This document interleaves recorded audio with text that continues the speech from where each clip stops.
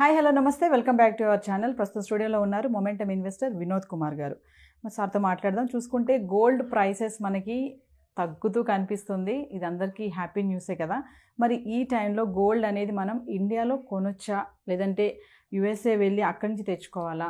Gold అక్కడ ఎలా ఉంటుంది ప్రైస్, ఇక్కడ ప్రైస్ ఎలా ఉంటుంది, కంపేర్ టు దుబాయ్లో ప్రైస్ ఎలా ఉంటుంది, అసలు గోల్డ్ స్టాక్స్ ఎలా ఉంటాయి ప్రైస్ తగ్గుతున్న క్రమంలో, వీటన్నిటిపైన మాట్లాడడానికి వినోద్ కుమార్ గారిని సార్తో మాట్లాడదాం. నమస్తే సార్. నమస్కారం అండి. సార్, గోల్డ్ ప్రైసెస్ చూసుకుంటే తగ్గుతుంది చాలా. ఇట్స్ వెరీ గుడ్ న్యూస్ అనుకోవాలి. అయితే ఇప్పుడు ఈ గోల్డ్ స్టాక్స్ అనేవి ఎలా ఉంటాయి సార్? అంటే గోల్డ్ స్టాక్స్ ఇప్పుడు కొనొచ్చు అంటారా? గోల్డ్ స్టాక్స్ అంటే జ్యువెలరీ స్టాక్స్. మనం బేసిక్గా గోల్డ్ ఏమైపోయిందంటే ఒక ఆర్గనైజ్ సెక్టర్లకు రావడం స్టార్ట్ అయింది లాస్ట్ 10 yearsలో. మనం టైటన్ లిస్టింగ్ చేశారు. ఇట్స్ తనిష్క్, వాళ్ళ మేజర్ సేల్ తనిష్క్. దాదాపు 10,000 crores రెవెన్యూ ఓన్లీ తనిష్క్లో ఉంటుంది, అంటే గోల్డ్ జ్యువెలరీలో ఉంటుంది. ముందుగా టైటన్ వాచ్ కంపెనీగా పేరు ఉండేది, ఇప్పుడు జ్యువెలరీ కంపెనీగా పేరు వచ్చింది. ఎందుకు వచ్చిందంటే జ్యువెలరీ, గోల్డ్ జ్యువెలరీ అంతా ఆర్గనైజ్ సెక్టర్లకు రావడం స్టార్ట్ అయింది. కరెంట్గా దాదాపుగా 40 to 50% of total gold business in India is organised market. And every year మీకు ఆర్గనైజ్ సెక్టర్ గ్రో అవుతూ ఉంది. ఈరోజు మనం చూడండి, పర్చేస్ చేసేటప్పుడు, మనం జ్యువెలరీ పర్చేస్ చేసేటప్పుడు ఒక రినౌండ్ షాప్కి వెళ్తాం, ఒక బ్రాండెడ్ షాప్కి వెళ్తాం. దేర్ లాట్ ఆఫ్ బ్రాండ్స్, ప్రతి సిటీలో ఎన్నో బ్రాండ్స్ ఉన్నాయి. సో మనం బ్రాండెడ్ షాప్కి వెళ్ళి కొనడం స్టార్ట్ చేస్తాం.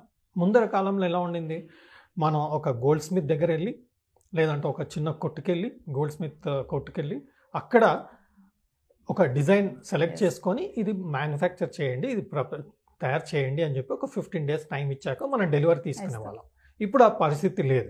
మనం అంతా రెడీమేడ్ గోల్డ్ తీసుకుంటున్నాం.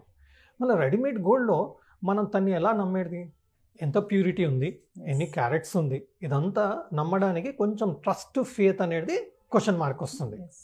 ఎందుకంటే మన తెలిసిన గోల్డ్ స్మిత్ దగ్గర మనకు కావాల్సిన డిజైన్స్ ఉండవు. ఓకే, తెలియని వాటి దగ్గర ఫేత్, ట్రస్ట్, క్వాలిటీ ఏంటి అనేది కన్ఫ్యూజన్ ఉంటుంది. సో దీనికి కొంత బిఐఎస్ స్టాండర్డ్స్ అని చెప్పేసి 91.6 kdm గోల్డ్ అనేసి ఇవన్నీ వచ్చాయి. వచ్చాక కూడా మనకు ఆ ట్రస్ట్, ఫేత్ అనేది డెవలప్ అవ్వడం కోసం అనేది ఒక బ్రాండెడ్ షాప్కి వెళ్తే డిజైన్స్ మనకు సెలెక్టివ్ ఉంటుంది, క్వాలిటీ మీద కొంత మనకు నమ్మకం ఏర్పడుతుంది. సో దీనివల్ల ఏమవుతుందంటే అంత జ్యువెలరీ అంతా మీకు బ్రాండెడ్కి వెళ్ళిపోయింది. సో మనం తనిష్క్ అని వెళ్ళడం, ఓకే, అలాగే జోయాలు కాస్ అంటున్నాం, ఓకే, కళ్యాణ్ జ్యువెలర్స్ అంటున్నాం. సో ఇవన్నీ లిస్టెడ్ సెగ్మెంట్లోకి వచ్చాయి. లాస్ట్ 5-6 yearsలో మీరు ఈ జ్యువెలరీ మార్కెట్ చూస్తే, జ్యువెలరీ స్టాక్స్ చూస్తే 10 times గ్రో అయ్యాయి. 5,000-6,000 crores మార్కెట్ క్యాప్ ఉన్న ఒక branded jewellery company, listed company, ఈరోజు 58,000-60,000 crores మార్కెట్ క్యాప్ వెళ్ళింది. Only I'm talking about one listed company. So imagine so many listed companies. రాను ఇంకా నెక్స్ట్ 5-10 yearsలో ఈ జ్యువెలరీ అంతా మీరు బ్రాండెడ్ షాప్కి వెళ్ళడం. ఇంకోటి ఏంటంటే, ఏదైతే known companies, known jewellery shops ఉన్నాయో సిటీలో, అవన్నీ కూడా లిస్టింగ్కి వచ్చేస్తూ ఉంటాయి. ఎందుకంటే మనం కొన్ని కంపెనీస్ లిస్టెడ్ అవ్వకపోవచ్చు, బట్ లిస్టెడ్కి వచ్చే అవకాశం చాలా ఉంటుంది. ఎందుకంటే ఆర్గనైజ్డ్ సెక్టర్ ఎప్పుడైతే మనకు డిమానిటైజేషన్ తర్వాత అంత ఆర్గనైజ్ సెక్టర్కి మారుతూ ఉందో, రియల్ ఎస్టేట్ అయినా సరే, ఏదైనా సరే, ఇవి కూడా ఒక ఆర్గనైజ్ సెక్టర్కి మారుతూ ఉంది. కాబట్టి జ్యువెలరీ స్టాక్స్లో మనకు ఫేత్ పెరిగింది. అండ్ జ్యువెలరీ కంపెనీస్లో, లిస్టెడ్ కంపెనీస్లో ఇన్వెస్ట్మెంట్స్ కూడా గ్రో అవుతున్నాయి. One of the important points in India is 10% of our exports are diamonds, gold jewellery, right? This is an indication. మన ఎక్స్పోర్ట్లో 10% కాంట్రిబ్యూషన్ ఓన్లీ గోల్డ్ జ్యువెలరీ, డైమండ్స్కి వస్తుంది అంటే ఎంత మన ఎక్స్పోర్ట్స్, మన గోల్డ్ జ్యువెలరీ మీద వరల్డ్, ప్రపంచంలో ఎంత ప్రాముఖ్యత ఉందనేది మనకు తెలుస్తుంది. దీనివల్ల ఈవెన్ గవర్నమెంట్ కూడా మీరు చూడండి, గుజరాత్లోనో ఎక్కడోనో ఓన్లీ డైమండ్ సెంటర్ ఒకటి స్టార్ట్ చేశారు. So what is happening, focus అంతా డైమండ్ జ్యువెలరీ వీటి మీద India is coming, because lot of forex also we are expecting out of this industry. So కంప్లీట్గా మనకు ఆర్గనైజ్ సెక్టర్కి షిఫ్ట్ అయిపోతూనే ఉంది, ఆల్రెడీ షిఫ్ట్ అయింది, ఇంకా ఆ పర్సంటేజ్ అనేది పెరుగుతుంది. కాబట్టి ఈ స్టాక్స్లో ఫోకస్ బాగా పెరుగుతుంది. ఈ స్టాక్స్ ఉన్న మ్యూచువల్ ఫండ్స్ కూడా ఇవంతా ఎందులో వస్తుందండి, కన్జంప్షన్లోనే వస్తుంది. సో కన్జంప్షన్ ఫండ్స్ లేదా లార్జ్ క్యాప్ ఫండ్స్, వీటిలో ఇవన్నీ వస్తున్నాయి. మనకు ఎస్ఎంఈ అంటాం, అంటే ఎస్ఎంఈ సెక్టర్ అని కొత్తగా స్టార్ట్ అయ్యింది. సో ఆ సెక్టర్లో ఈ కంపెనీస్ అన్నీ కూడా లిస్ట్ అవుతున్నాయి. ఆర్బీజెడ్ జ్యువెలర్స్ అని చెప్పేసి, మోతీసన్స్ జ్యువెలర్స్ అని చెప్పేసి, ఇలాంటివన్నీ మనకు ఎస్ఎంఈ సెగ్మెంట్లో కూడా ఇవి స్టార్ట్ అవుతున్నాయి. స్మాల్ అండ్ మీడియం ఎంటర్ప్రైజెస్ అంటాం. ఆ సెగ్మెంట్లు ఇవి స్టార్ట్ అవుతున్నాయి. సో ఫోకస్ అంతా మనకు ఆర్గనైజ్ సెక్టర్లో వెళ్తుంది. మనం గోల్డ్ జ్యువెలరీ కొనడం, ఓకే, మనకు అందులో వేస్టేజ్ ఇవన్నీ లాస్ వస్తుంది అనేది ఒక అండర్స్టాండింగ్ ఉంది మనకు. కాస్ట్ ఆఫ్ గోల్డ్ పైన diamond cost, polishing cost, making charges, wastage, again GST, ఈ ట్యాక్సెస్ అన్నిటి వల్ల మన గోల్డ్ పోర్షన్ మన ఒక ఆర్నమెంట్లో ఓన్లీ 80%, 70% అయిపోయింది. మిగతా అంతా కొన్ని డైమండ్ మీరు నెక్లెసెస్ ఇవన్నీ చూడండి, ఆల్మోస్ట్ 50-70% ఓన్లీ మీకు మేకింగ్ ఛార్జెస్, వేస్టేజెస్ మీదికి వెళ్ళి మీకు డైమండ్ మనకు తెలియదు, డైమండ్ ఏం డైమండ్ వాడుతుందని కూడా తెలియదు. ఎంత సర్టిఫికేషన్ ఇచ్చినా డౌట్స్ ఉంటుంది, రైట్? సో దానివల్ల ఏమవుతుందంటే మొత్తం ఆర్గనైజ్ సెక్టర్కి వెళ్ళిపోతుంది.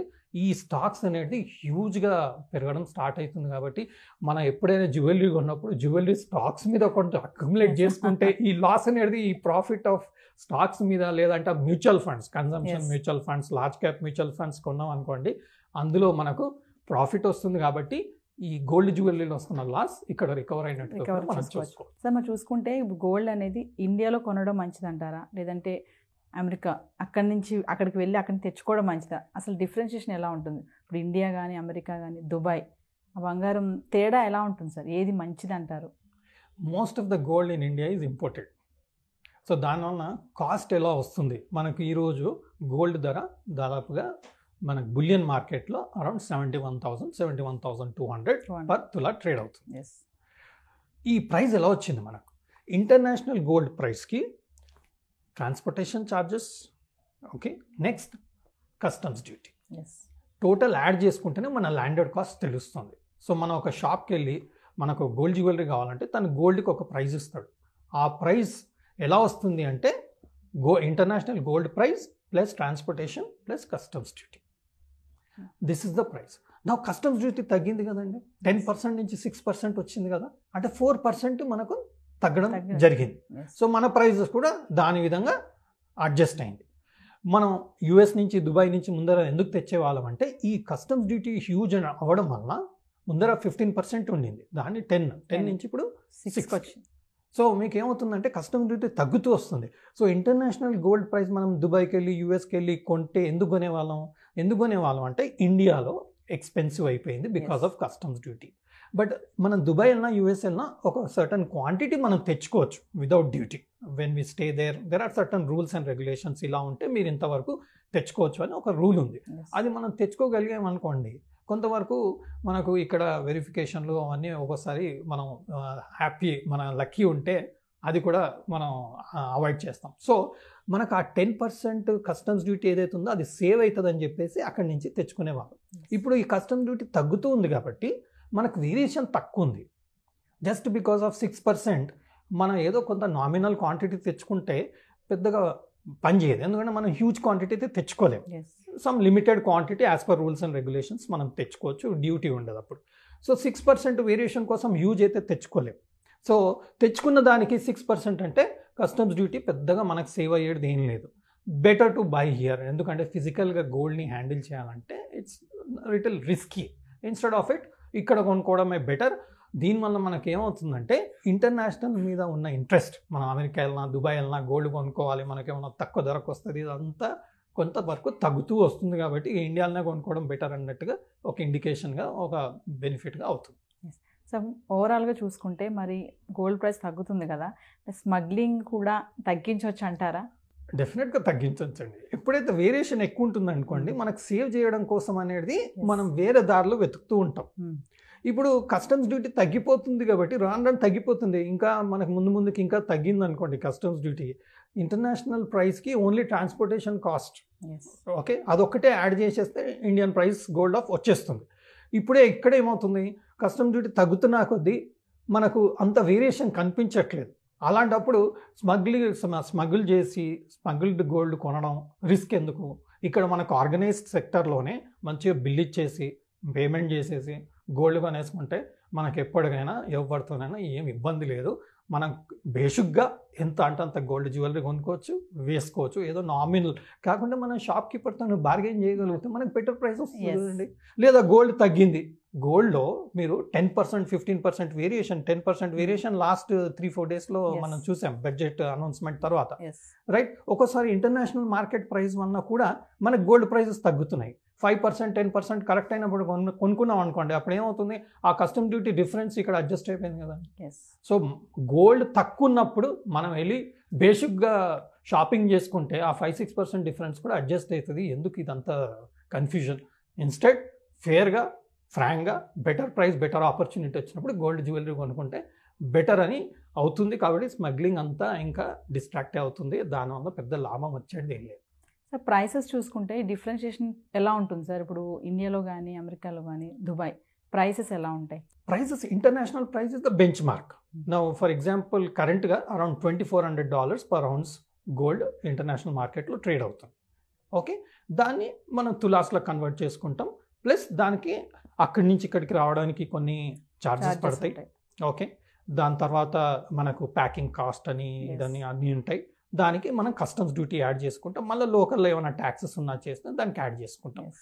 ఇవన్నీ మన కస్టమ్ డ్యూటీ మేజర్గా తగ్గుతుంది కాబట్టి మనకు డిఫరెన్స్ అనేది తగ్గిపోతుంది.